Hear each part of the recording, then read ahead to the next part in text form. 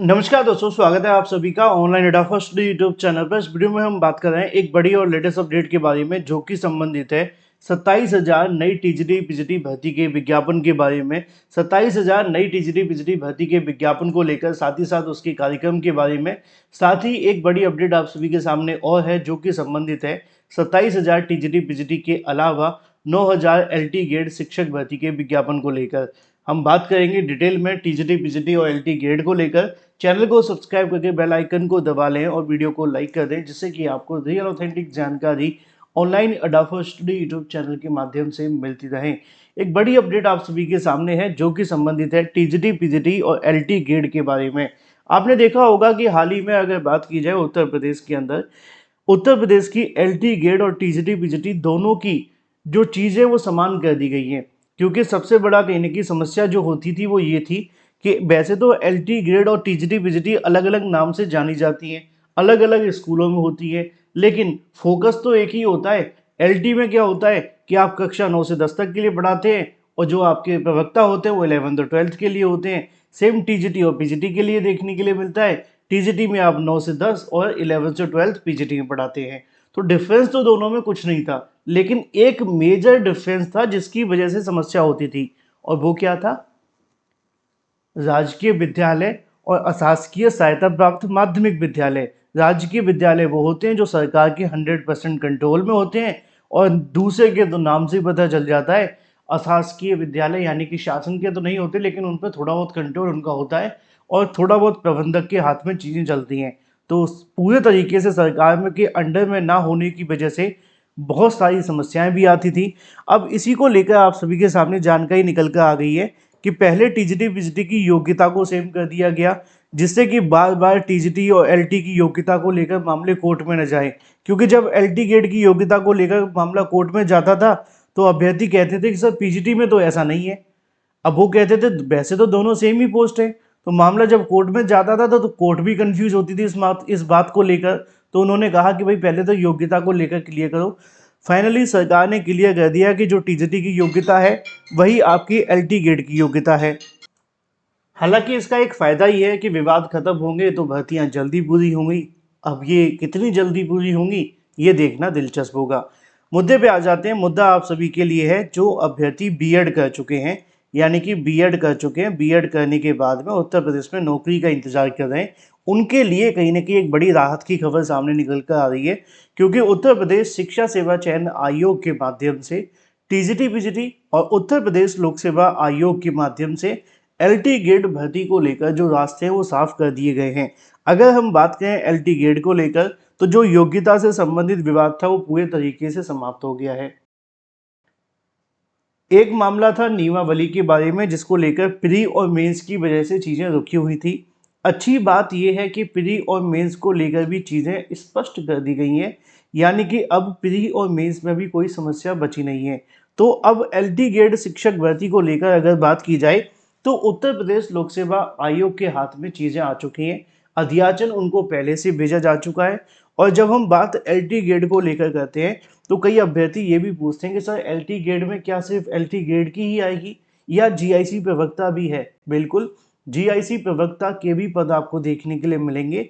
और जो अध्याचन भेजा गया है वो तकरीबन 9,000 के समथिंग है। और 9,000 पदों में जो अध्याचन आपको देखने के लिए मिल रहा है वो पूरा का पूरा आप सभी का मिला जुला करके है। तो इस बात को लेकर बिल्कुल भी परेशान होने की आवश्यकता नहीं है। अब सवाल ये था कि एलटी ग्रेड को लेकर अभ्यर्थी सबसे बड़ा चीज़ ये पूछ रहे थे कि विज्ञापन कब तक आएगा। देखो, इस समय जो उत्तर प्रदेश लोक सेवा आयोग के हाथ में है वो क्या है? क्योंकि अभी हाल ही में उत्तर प्रदेश लोक सेवा आयोग को एक बड़ा झटका लगा था। आपने देखा होगा कि उनका एग्ज़ाम आरओ एआरओ का लीक हो गया था। और लीक होना एक अलग बात है, लीक होकर मान लेना एक अलग बात है, और लीक होकर मानने के बाद में रद्द कर देना दूसरी बात है। तो इस वजह से उत्तर प्रदेश लोक सेवा आयोग थोड़ा सा सदमे में है, और वो चाहता है कैसे भी करके आरओ एआरओ और पीसीएस परीक्षाओं को करा लिया जाए, जिससे कि कहीं ना कहीं उनके ऊपर से जो लोड है वो ख़त्म हो जाएगा, यानी कि जो भार पड़ा हुआ है वो कम हो जाएगा। फिर उसके बाद में वो नई भर्तियों के विज्ञापन जारी करना शुरू करेंगी। तो अगर मैं आपको ये कहना चाहूँ कि एलटी ग्रेड शिक्षक भर्ती का जो विज्ञापन आपको देखने के लिए मिलेगा वो जून के बाद ही आ पाएगा। और मैं आपको इसलिए बता रहा हूँ क्योंकि अभी से आप लोग तैयारी शुरू कर दो। देखो अब तो आपके पास कोई रीज़न भी नहीं बचा है कि आप ये सोचें कि नहीं भाई भर्ती नहीं आएगी। कई बार बहुत सारे अभ्यर्थी अननेसेसरी कमेंट करते हैं, छोड़ो सर 2026 में आएगी, 27 में आएगी, 28 में आएगी, 29 में आएगी।